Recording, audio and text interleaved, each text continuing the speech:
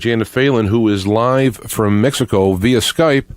Welcome to the show, Janet. Thank you, James. Yeah, it's good to see you. Good to be back on. There we go. And so what I do know, because we talked earlier, but what is on the agenda for tonight? Another kind of, I think, and big, this is important stuff, really important stuff, not Planet X, not all this stuff. This is really important stuff, and it's not real sexy. It's not real, like, cool and, but it's real and it's really important. So let's get into that. Right. So let's start talking about the police killings issue, okay? Recently, I believe it was in December, there was a Wall Street Journal article that was pointing out that the FBI's database of individuals killed by the police in the United States was faulty, that the FBI is relying on local police agencies to report these killings, and many local police agencies are not reporting at all. So there are problems with the FBI database, and pursuant to that, there are non-government individuals, groups, which are now attempting to track these killings. There is a website, killedbypolice.net, which is relying on media reports. And they're coming up with figures that are substantiated and are quite a bit higher than the FBI's database. So far, I believe for 2014, there were over 1,100 people that killedbypolice.net to track and report. So far, as of January 17th, yesterday, there were 53 individuals in the United States who were killed by the police. Now, there is another angle to this, which I found of enough interest to write an article. It has not yet been published, but you can watch the front page of New Eastern Outlook. Hopefully within the next few days it will hit the front page. Recently, in November actually, the United States submitted to a review by the United Nations Convention Against Torture concerning the United States' domestic torture actions and policies. And along with this, there was a review of the prosecutions, criminal prosecutions by the Department of Justice for police abuse. Now, this is where it got interesting for me, because according to the official statements by David Bitcower, who is the Deputy Assistant Attorney General, Criminal Division of the United States Department of Justice, his official statements to the United Nations Convention Against Torture made in November of last year, he stated that there were over 330 prosecutions by the DOJ for police misconduct. That was a flaming lie. Now, I am kind of on the police abuse watch here and, paying attention. We all know that there have been some very high-profile police killings recently where the police were not prosecuted. Ferguson, New York City, and elsewhere. So when I saw this 330 prosecutions, criminal prosecutions, my eyes kind of bugged out of my head. So I contacted the Department of Justice, and I asked for the documentation on this. And the press officer at the Department of Justice sent me a red herring. He sent me a document that has to do with something called consent decrees. Consent decrees are not criminal prosecutions. What they are arrangements between the Department of Justice and local police agencies where there is an agreement that the DOJ will monitor policies, actions by this police department, and suggest improvements and so forth. No one gets prosecuted. There is no criminal trial, and nobody goes to jail or gets fined or anything. This is what a consent decree is. You can look it up online. So understanding the difference between a criminal prosecution and a cozy little relationship between the DOJ and the local police department, I recontacted the DOJ and asked again for these the case names and numbers of these 330 prosecutions, and I was completely shut off. No more responses, no more help. That was it. So I went a little further. I went into the DOJ website where they have lists of such prosecutions. We're talking about the last 5 years. This is what the purview at the United Nations, that was the length of time that was under review. And that was where these alleged 330 prosecutions took place. According to the Department of Justice website, there have been four. Now, I also went ahead and contacted some experts. I spoke with Professor Frank Zimmering at UC Berkeley Law School. And when I mentioned this 330 figure to him, and this is a direct quote from Professor Zimmering, he said, "This is very suspicious. I would doubt there were as many criminal prosecutions as the fingers on one hand." And he was right. So why I think this is important, besides the fact that the U.S. is lying to the United Nations, trying to make itself sound good, why is this important? And what would be the point of trying to make such a false representation, which actually I'm surprised other reporters didn't get on this. It's not that hard to disprove. So what I think is going on, and I'd really appreciate your input here too, James, if you feel like offering any, what I think is going on is the police have been given almost a complete blank check to murder U.S. citizens. Most of the victims of these police killings, most but not all, are either persons of color or homeless/mentally ill individuals, and it does appear that there has been a sort of a secret handshake that has taken place where the police know that they're not going to be held culpable or criminally responsible for these kinds of murders. And I just looked up looking up some of the web issues on the Department at the Justice.gov. They have a PDF talking about how they are there to investigate and prosecute these police crimes. And I have right up on the screen, I do have a little page from it which tells you how to file a complaint with the DOJ, giving this information, Criminal Division, PHB, Washington, D.C., etc. I got it up there. Not that, work. I'm just saying that there's a whole big kind of public PR campaign to make it look like something's being done. But it doesn't appear from your work. When it's not, when something else entirely is going on. When what's going on is that the police are being given free rein to murder U.S. citizens without culpability. Now, that, I believe, is the very definition of a police state.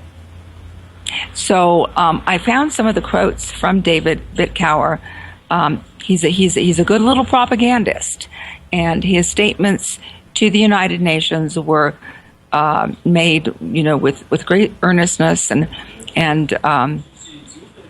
were really quite cleverly crafted.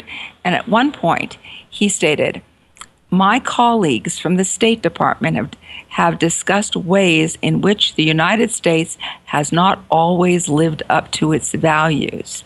The Department of Justice has been part of the broad, long-standing, and comprehensive effort to examine these failures and ensure they do not happen again." Now, they're happening again and again and again. And David Bitcower, shame on him, just brazenly lied to the United Nations concerning this aspect of the U.S.'s compliance with the Convention Against Torture. So I think that, that the issue, generally, people in power don't lie unless there is a reason for it. And the reason, as I said here, appears to be that we are now really at great risk. Because if you are attacked by a police officer, the chances of you getting any kind of justice are almost zero. And this is the great truth which the Department of Justice is attempting to obscure. Well, has been a lot of them that have gone through, and the trials that have been done have exonerated the police with little explanation. And I just echo back to the days of Kent State and whatnot, in Nixon days. I bet you Nixon wish he was running things now, because you could just basically do all this stuff and get away with it. And, and it's not a war against the police, per se. I'm quite happy so far with the police in the era we're at. They really do protect and serve, from what I can see. But when you get into the big cities, seems to be where they're bringing in the more militarized police, or they're gravitating there. I don't know how you phrase it. Well, I know that there are, people in small towns who believe that their local officers are really doing a good job, and that, excuse me, that may very well be true. But even those small town officers do know that the climate is different now, and that should they step over the line, they are very likely going to get protected. So this is a situation that does face us now. On another note, I want to mention very briefly, we had spoken on the air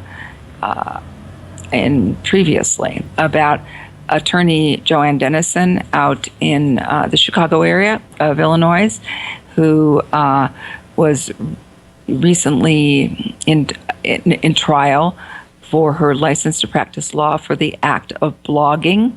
The blog is marygSykes.com, which is the name of a conservatee, someone under guardianship in the Chicago area, in Cook County, actually.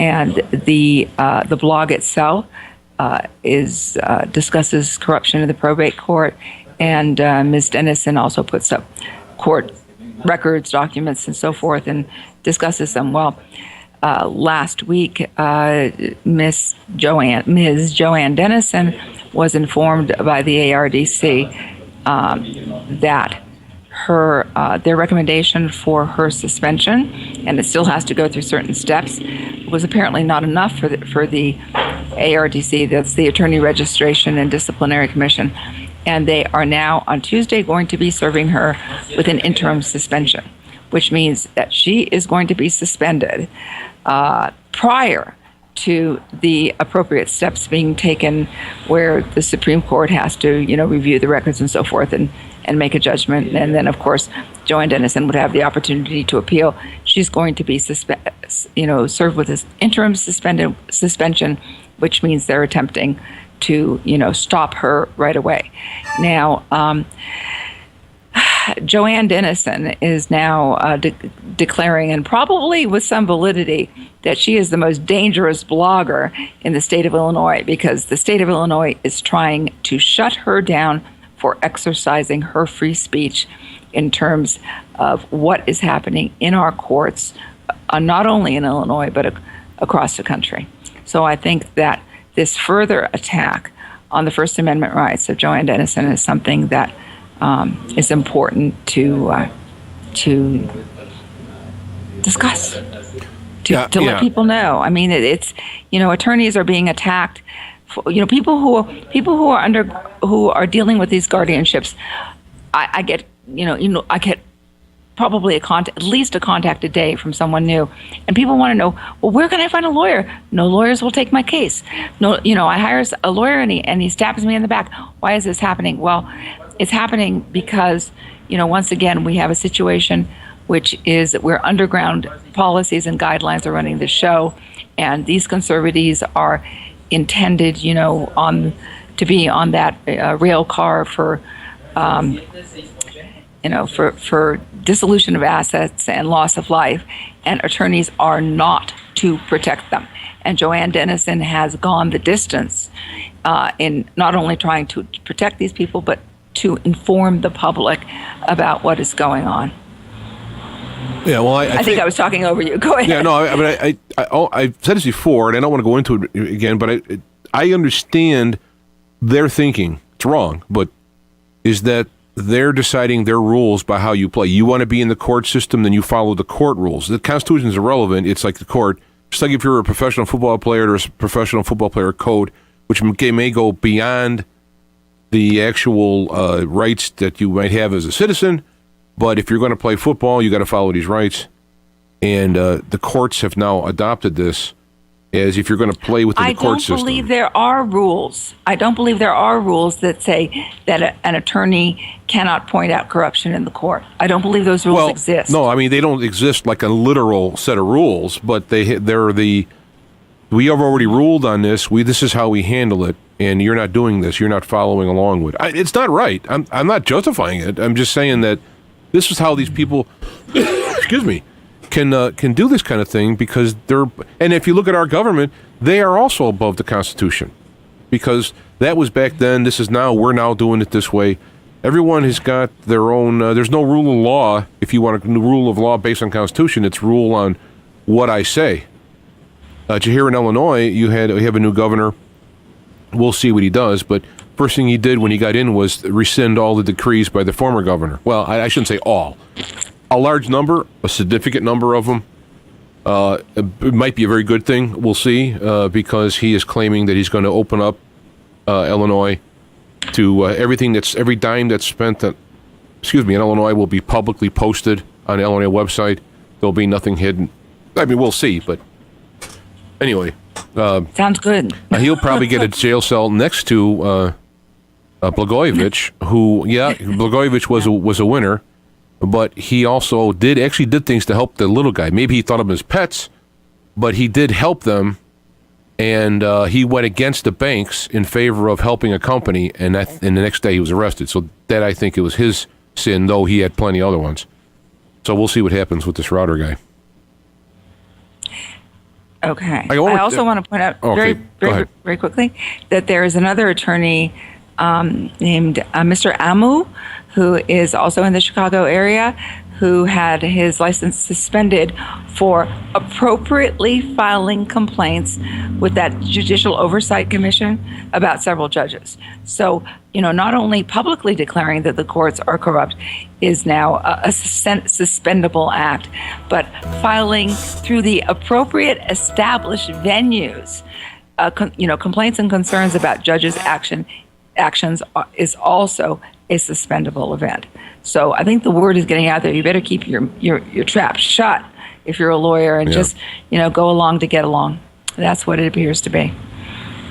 No, if I missed something along the way here, one thing I wanted to hear you talk about was this UN commission that's looking into things. I mean, because I want to get that in before we cut off. Well, that's what we're coming right up on. Okay, right.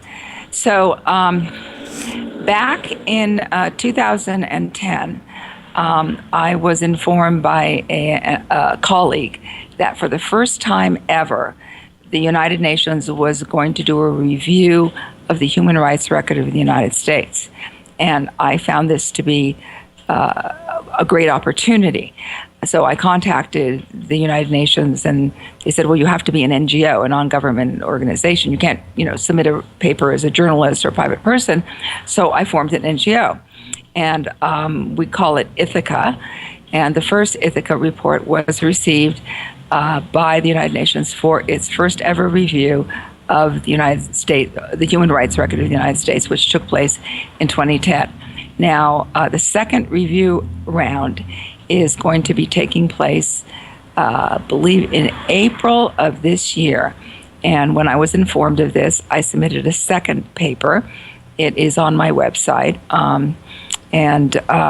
Basically, I stuck to the issues that we discussed in the first report, which is the plight of elders under and disabled under guardianship, and also attacks on human rights defenders within the U.S.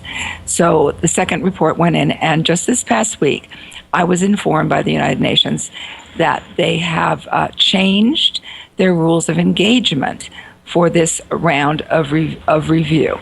Back in 2010, NGOs were not allowed on the floor of the convention. They were not allowed to verbally engage the state party under review.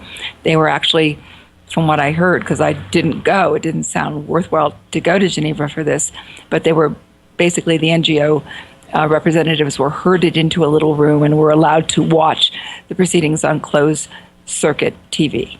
But for this review process coming up in April, the NGOs are invited to attend and will be given between 5 and 10 minutes on the floor, each and every one of them, to confront the state party, that would be the United States, with their concerns about the human rights record of the United States.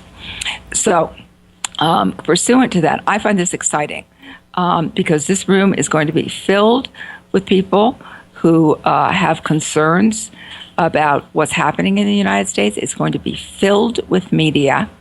And I think that this is going to be an excellent opportunity to lobby, network, and use this platform as a media event to get my concerns across, the concerns that prompted me to form the NGO Ithaca and to submit these two papers.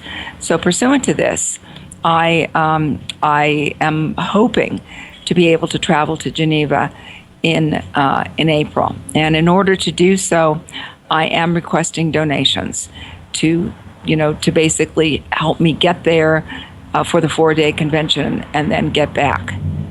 So that's the pitch here. I think there are a few things that we want to discuss as well about the United Nations and engagement with that body. So yeah, I mean, you're basically doing this as a big way to talk about this stuff in the public, as opposed to being an agent for one world government under the UN, which no doubt will pop up to some people along the way. Well, some people don't really understand exactly, what the different UN sessions are about. This session is not about global governance. The United Nations has no power to force or in any way compel the United States to do anything. What this is I consider it to be a media opportunity.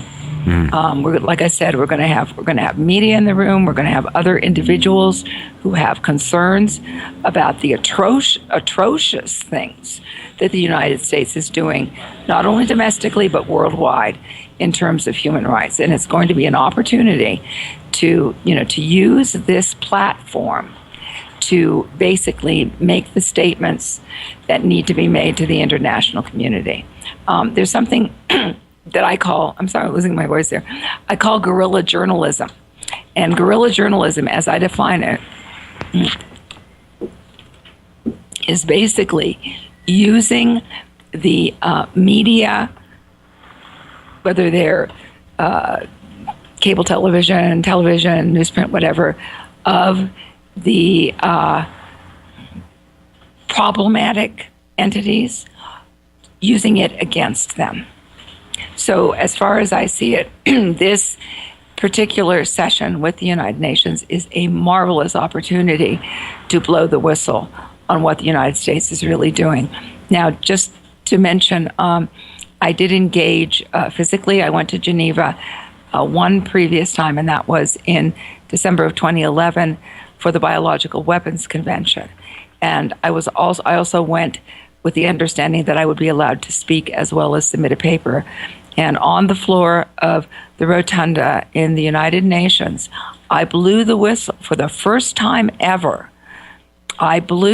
Anyone ever doing this, I blew the whistle on the United States' illegal non-compliance with the Biological Weapons Convention. And the report that I issued, which was published by Activist Post, it's Dancing the Apocalypso with the Microbial Gestapo was the name of the report.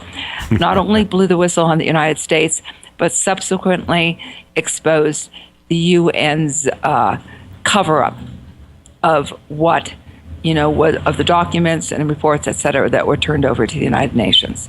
So, I want to make it clear, I am not a United Nations groupie. I believe in a multipolar world, and I believe that any efforts to institute global governance is a big mistake. But there are opportunities available through the United Nations to expose heinous acts by state parties and also heinous acts by the United Nations itself. Right. We want to make sure that in like a blind fervor of individualism, national, patriotism or whatever, that you don't blindly say, well, I would rather have these troubles here, quiet, than you go to the UN and put them out in public, because the idea is we're supposed to have, these aren't supposed to happen. So if you're going to have your rah-rah, love America, that's fine, but then when some people inside America abuse others, then let's deal with it. And if we're not going to deal with it, and the system is not there to deal with them, you got to go outside the system to bring out light so that people can see it and then go back in the system and deal with it. That's what I believe as well. Well, what I'll do is... Sorry. What I'll do is I can put together a little spot for you that you can use as you may, and I'll run it in Feet to Fire up in these upcoming months so that you can get some kind of funding, because it did work last time, and you put the word out. People did step up, and you were able to get there. They did. And I'd like to see that happen again. That's when people. I've said this so many times. We listen to talk radio, going back to Art Bell and so forth. You listen to all this stuff. When people come forward and actually enter in space-time reality, put their life in action and risks to do stuff, we got to help them. Because we're listening to this stuff and we're going, yeah, that's terrible, yeah, that's terrible. And someone stands up and goes, well, I'm going to go do something about it. I'm going to take the risk and I'm going to take the action. Can you help me in some way? Somebody, if I recall, somebody in Europe provided a place for you to stay. People helped you to get there. I mean, it's not just people sending you money. It's people providing venues, money, places, and opportunities and what have you. So if there are people out there who can help in any way, then you could right now they could write you your email, right, and ask you an offer through your email at janetphalen.com, I would imagine. Yeah, you can contact me through janetphalen.com. There's a email Janet button. And if I don't respond, it means I didn't get your email, because I am having some problems with emails these days. So I will respond to every single email querying about this. And for those who do wish to donate, one way to do this is the PayPal button on my website, janetphalen.com. And if you only have, a few bucks available, whatever you are able to donate would be greatly appreciated. We just had Thank you too, James. We just had for the opportunity. Sure, we just had a person who was in need here for who got injured in another country, Bermuda or something like that, and they needed to get home, and they had one of these Fund Me type things. I forgot the actual name of it, and we put up the link of it, so on like that, and people stepped up, and the person did get home and is under local medical care. And that's what the real point of all these shows are, is to give information out so people are well informed, especially information that may not get out in conventional channels for whatever reason, political, ideological blocks, whatever. But then actually how people can actually take action in here. Writing your congressman used to be the old way to do stuff, but they're not listening, or at least some of them, or most of them aren't. So It's time to take action in other ways, peaceful action, of course, nonviolent action, but nonetheless, powerful action. And the pen is mightier than the sword, and the tongue is things mightier than the pen, if you ask me. The video and the tongue can do more, and then handing out a paper with the corroboration on there. So, all righty.